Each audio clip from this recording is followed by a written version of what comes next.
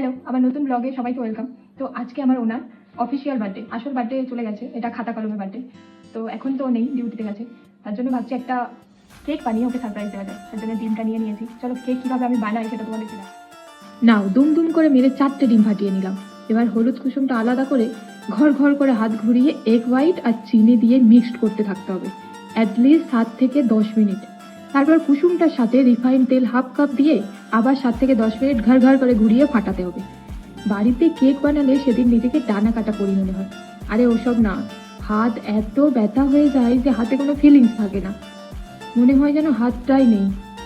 যাই হোক, এবার এতে ময়দা, কর্নফ্লাওয়ার আর কোকো পাউডার ও সাথে 1 চামচ বেকিং পাউডার দিয়ে হালকা করে মিশিয়ে নিলাম।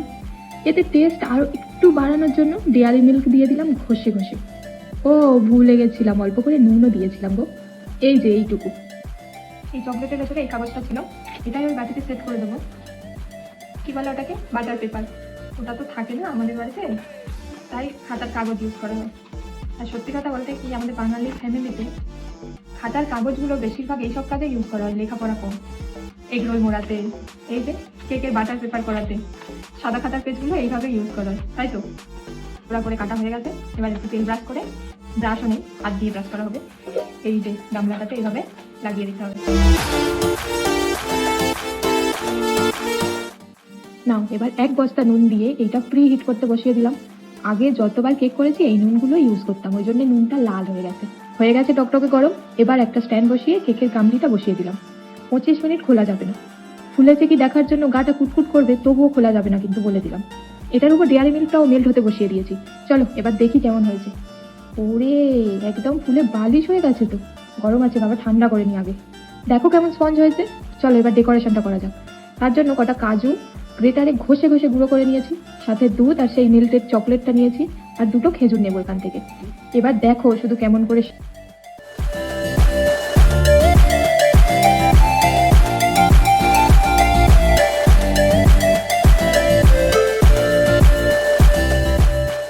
দূর, এই চামচ আর হচ্ছে না। চলো হাত দিয়ে করি। হয়েছে, এবারে হাতটা ধুয়ে নিলে লস হয়ে যাবে। দাঁড়াও চেটে নি।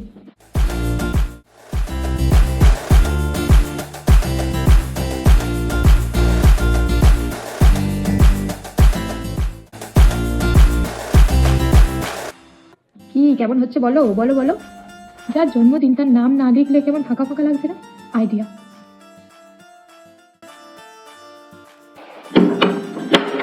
খাতা কলমের জন্মদিনের শুভেচ্ছা। তোমাকে অনেকজন শুভেচ্ছা পাঠিয়েছে, তোমার ব্যাংক থেকে শুভেচ্ছা পাঠিয়েছে।